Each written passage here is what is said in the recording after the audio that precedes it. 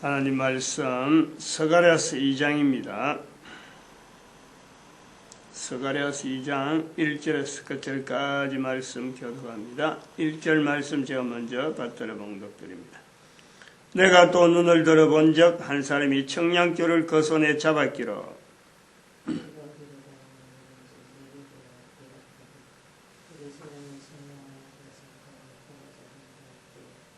같이 읽습니다. 무릇 혈기 있는 자들이 여호와 앞에서 잠잠할 것을 여호와께서 그 성소에서 일어나심이니라 하라 하더라. 아멘. 예수님께서 오셨습니다. 우리가 예수님께서 오신 것은 분명히 우리가 인식을 하는데 예수님께서 처음 오실 때에 그 상황을 참 모르는 입장에서 모르던 시대에 예수님이 오신다, 그리스도가 오신다라고 하는 이 표현을 여러 형태로 남아 있는 거죠. 지금 성경에는 그 여러 형태로 남아 있는데, 근데 그게 왜 여러 형태로 남을 수밖에 없느냐, 그렇죠? 분명히 그거는 우리가 뭔가 이해를 할 수 있습니다. 이미 오신 예수님에 대한 거는 우리가 볼 때 팔레스타인에서 베들레헴에서 누구 어떤 형태로 이야기를 하잖아요. 분명히.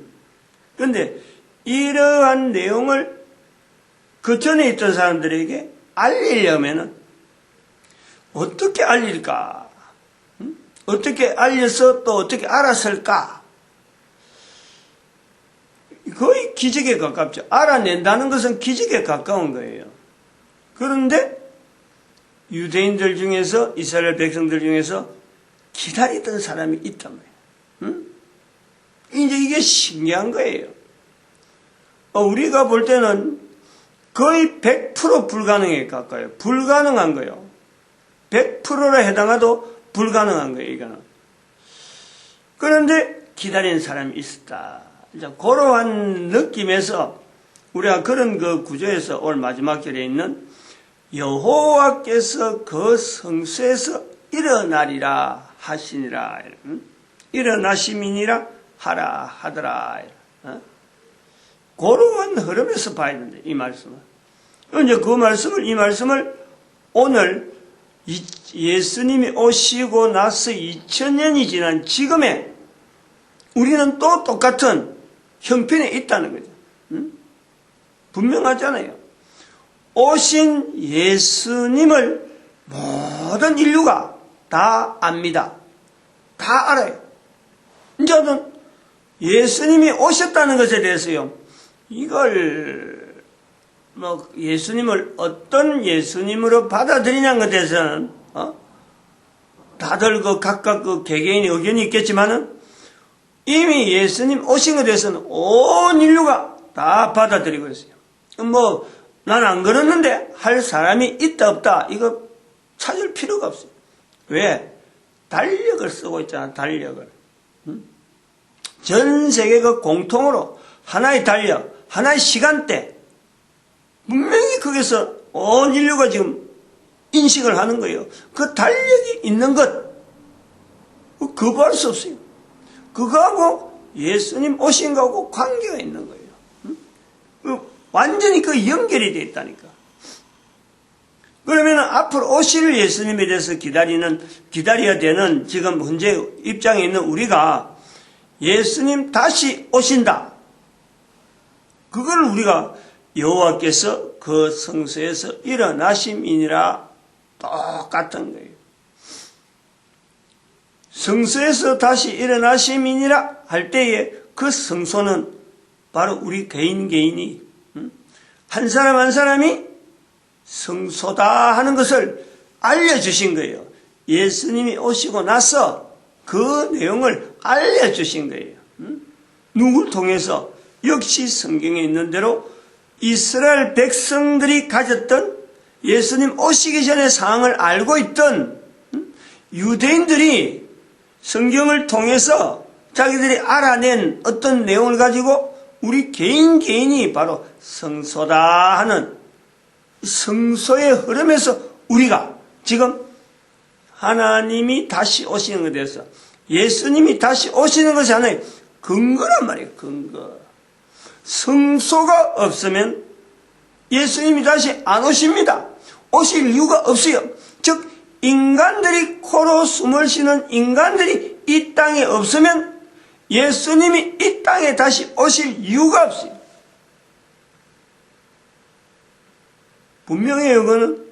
그러므로 이 성소에서 일어나심이라 할 때 이 성소되어지는 내가 어떤 상태에 코로 숨을 쉬는 모습에 있을 때 모든 인간들이 코로 숨을 쉬고 있을 때에 모든 인간들이 성소일 때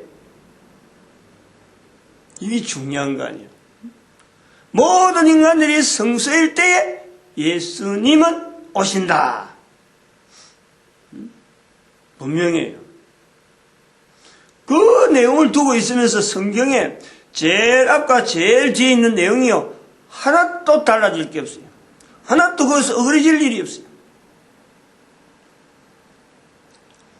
인간과 하나님, 요 관계, 인간과 사탄, 하나님 앞에서의 인간과 사탄, 요 내용을 분명하게 이야기하는 데에는 하나님의 진노라 하는 단어가 적절하다.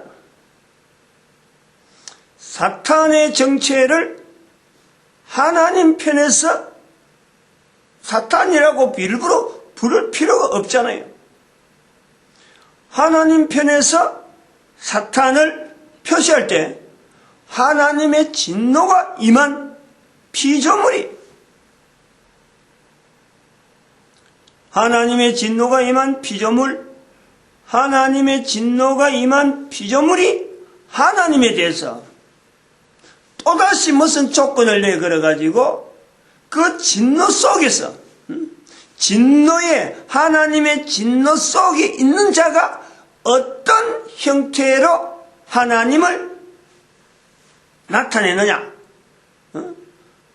하나님의 진노 속에 있는 자가 하나님을 나타내는 모습은 하나님에 대한 원망, 하나님에 대한 공격, 하나님에 대한 어떡하든지 그 관계가 하나님의 진노 속에 있는 존재가 하나님 앞에 그 존재성을 표현하는 내용은 끊임없이 영원한 하나님 앞에 영원성을 두고 뭔가 흠집을 낼 수 있는, 흠집을 내려고 하는 그 요소에서 사탄의 요구, 사탄의 어떤 불평, 참소, 욥기에 있는 대로 간단히 하면 그 참소라고 할 수 있는 그 표현으로 되고 있는데 그게 참소라는 우리가 알고 있는 내용의 참소지만 또 다른 어떤 영원성을 두고 존재하는 존재성을 볼 때는요, 그것도 적당한 말은 아닐 수가 있다.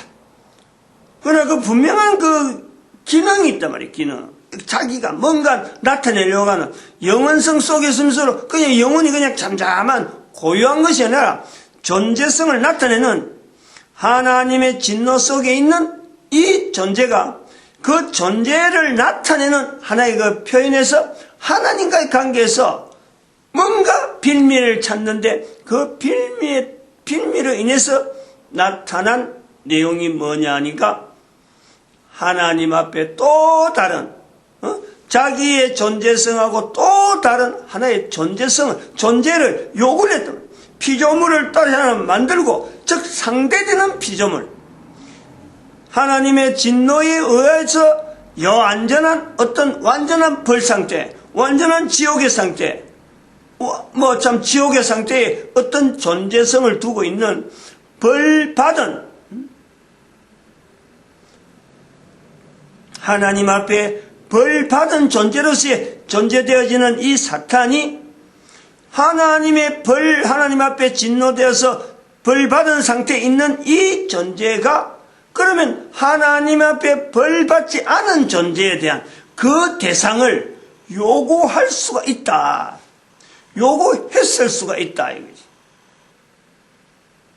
요즘 요 내용이 요즘 상당히 제 입에서 막 쉽게 나오는데 아마 어떤 필요가 있지 않느냐 싶어요. 근데 이 내용은 제가 오래 전부터 이런 내용을 가지고 있던 내용이에요. 그래서 혹시라도 이것이 잘못 표현되면 위험하다 하는 것 때문에 내가 굉장히 주저하는 내용인데, 지금 이 하나님의 진노라는 내용을 이야기하면서 뭐 안 나올 수 없는 그런 어떤 내용이 돼갖고 지금 하는 거예요. 그냥 뭐 생각해서 간단히 뭐 한 며칠 동안 생각해서 나온 내용 아니에요. 굉장히 오래된 욥기서를 통해서 여러 가지 마참 남들 생각하고 대적 원수에 대한 이 생각을 오랫동안 하면서 왜 인간의 대적을 사탄이라 했을까 하는 이런 요소를 오랫동안 이 나름대로 이 성경의 앞뒤를 정리하는 가운데 참 창세기 이전에 성경 창세기 이전의 내용에 지금 들어가는 거예요. 이것이 하나님의 진노라고 하는 이 표현 앞에서 안 나올 수가 없으니까 지금 나온단 말이죠. 뭐 환경은 적당한 어떤 그 주제 속에서 나오는 거 아닌가 이래 보는데, 사람이 생각할 수 있는 어떤 그 범위를 이거는 뭐 거의 지금 현재는 그렇죠. 현재는 사람이 생각할 수 있는 범위를 훨씬 뛰어넘는데, 그러나 그것도 가능한 것은 누구에게든지 가능한 것은 바르게 할 수 있는 것은 바로 예수님께서 이 땅에 오셔가지고 제일 먼저 나타내신 마태복음 4장이나 누가복음 4장에 예수님께서 사탄의 정체를 드러내는 그 사건으로 보는 거예요. 시험 받았다 할 때 그 시험을 우리가 생각하는 테스트도 아니고 우리가 생각하는 템프테이션도 아니란 말이에요. 테스트도 아니고 템프테이션도 아니에요. 우리는 그렇게 표현했지만은 영어라든지 여러 가지 어떤 문맥이 표현 자체가 그렇게 되어져서 설명이 되었지만 절대 그게 아니에요.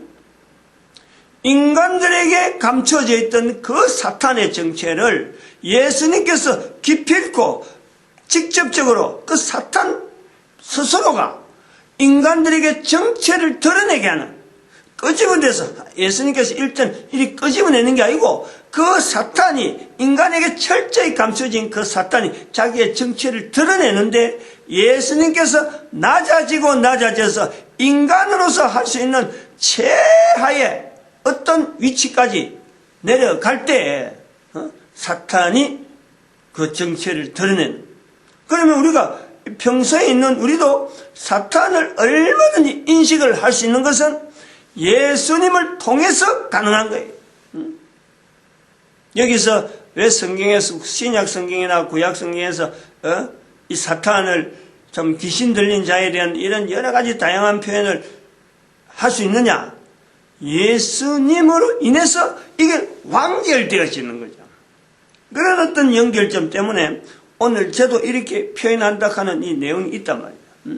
그 근거가 되는 거예요. 누구든지 할 수 있다. 그러나 어디에서 이걸 해야 되느냐?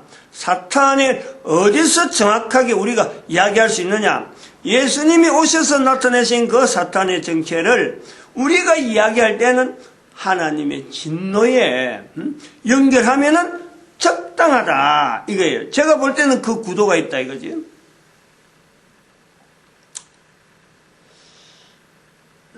그래서 사탄의 어떤 참소적인, 즉 하나님을 대항하는 처음의 자세도 하나님을 대항이요, 그래도 인간 앞에서도 결국은 하나님을 대항하는 어떤 요소에서, 관계에서 하나님에 의해서 만들어진 욥의 처지를 보면 알아요.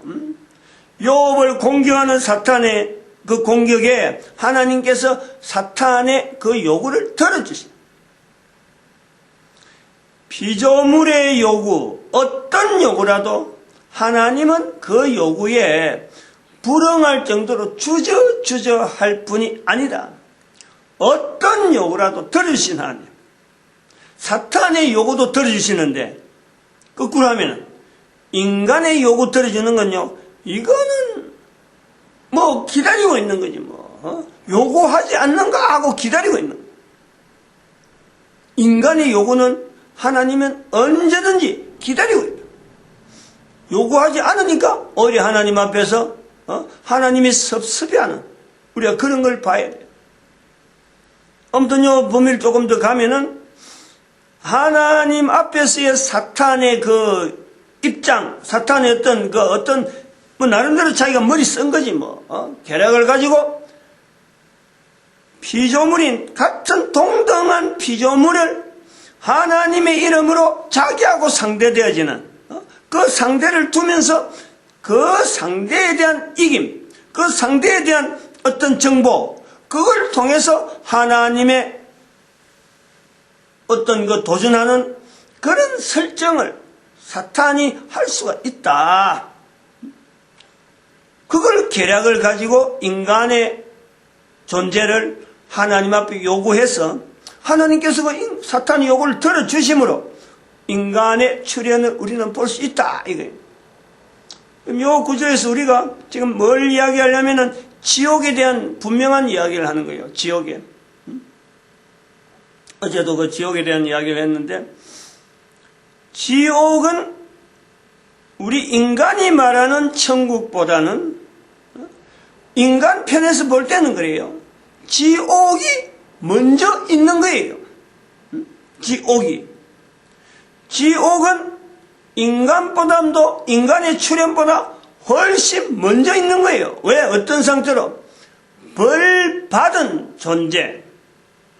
벌받은 존재, 사탄의 별도로 지정된 공간이라면 하나님 앞에 모든 상황이 다 들어있지만 인간이 볼 때는 지옥은 인간 자체에서 구분되어지는, 인간하고 구분되어진 인간 존재와 구분되어지는 하나의 어떤 공간이면 공간, 어떤 공간 자체도 참 부족할 정도로 그 영역이 어마어마하죠. 뭐 어마어마한데 하나님의 섭리가 분명히 거기도 어떤 긍휼이나 이런 것 없이 하나님의 진노의 섭리가 작용하는 곳, 이렇게 봐야 돼요. 하나님하고 별개되어지는 곳이 아니에요.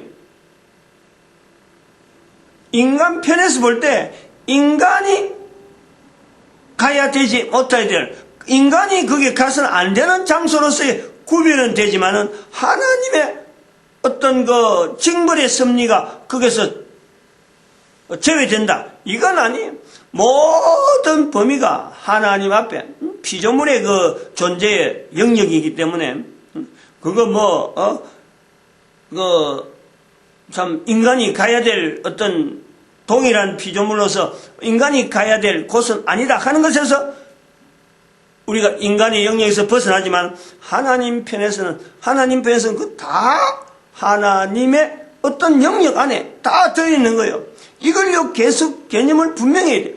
천국과 지옥, 천국은 하나님이 계신 곳, 이게 아니란, 지옥이라고 하는 요소에서 천국을 이야기할 때 인간 편에서 보는 거예요. 인간 편에서. 이 표현을 해야 돼요. 하나님 안에서는 천국과 지옥 구분이 없단 말이에요. 구분을 할 수가 없어요. 뭐냐, 모든 것이 다 하나님의 섭리 속에 있는 거기 때문에 인간 편에서 제한되어지는 표현이 천국과 지옥이다. 그러면 천국은, 인간에게 있어서 천국은 처음부터 있는 거예요. 처음부터. 인간의 존재에서부터 이것이 천국이라고 하는 이 상황이 인간에게는 따라오는 거예요. 살아오는 인간에게 또 우리가 사탄의, 지옥에 있는 사탄을, 지옥의 어떤 근세에 있는 사탄에서 우리가 연결해야 될 부분은 뭐냐니까, 벌 받는다 이래. 벌 받는다. 벌 받는다가 아니에요. 벌 받은 존재로서의 사탄이 있는 거지, 하나님 앞에서 벌 받는 어떤 것도 없어요. 벌은 하나님 앞에서의 받은, 이미 완결되어지는 단위예요. 더 이상 없어요. 여기서 우리가 벗어나야 될 것이 원죄라는 게 있죠. 원죄. 우리에게 원죄가 없어요. 원죄를 둘 필요가 없어요. 원죄라는 것은 하나님의 진노를 사람에게 적용하는, 소위 말하면 인간이 죄전상에서 하나님을 떠나려고 하는 그 구조 속에서 인간들에 대한, 즉 다시 말해 쉽게 말하면 예수님이 이 땅에 오신 것에 대해서 인간적인 진노로 예수님이 하나님 앞에 벌받은 모든 사람들에 대한 대표적인 자리를 설명하려고 하니까, 그야말로 인간적인 어떤 구도 속에서 사탄이라는 이 존재를 완전히 배제하고, 벌받은 상태에서 사탄을 완전히 배제하고, 구원받을 인간들에 대한 이 자체를 그냥 인간만 두고, 예수님께서 이 땅에 오신 것이 인간들을 구원하기 위함이라 할 때, 그 인간들 할 때 태어날 인간들, 이미 죽은 인간들, 예수님 오시기 전에 인간들, 앞으로 예수님 오실 때 인간들, 이 전체를 다 포함하려고 하다 보니까 예수님이 십자가에 죽은 분명한 사건을 연결하려니까 여기서 대속이란 말이 연결되면서 인간들에게 죄 있다라는 것을 그 덮어 씌우는 거예요. 그건 논리성이 논리. 완전히 이거는 어떻게 보면 개념적인 그런 표현이지. 바르지 않다. 그것 때문에 오히려 우리가 누구든지 태어나면서 죄가 있기 때문에가 아니고, 죄가 있기 때문에 하나님 앞에서 우리가 나쁜 짓을 하고 또 죄짓고 하고 죄짓고 한다 하면 그거 아니에요.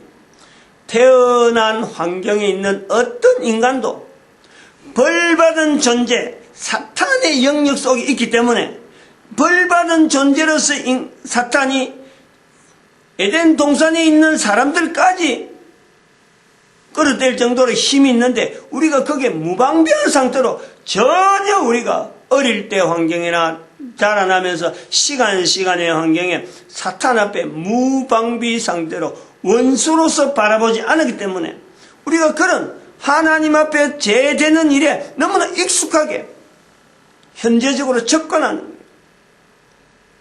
가장 간단하게 하나님 앞에서의 죄인으로서 나타나는 현장이, 하나님 앞에 지어진 것을 하나님을 인정하지 않는 개인이 있는 거예요. 어떻게든지 하나님하고 멀리 가려고 하는 개인이 있단 말이에요. 그거는 사탄의 성향이고 사탄적인 환경 자체에서 나타날 수밖에 없는 우리 인간들의 한계라. 현재적으로.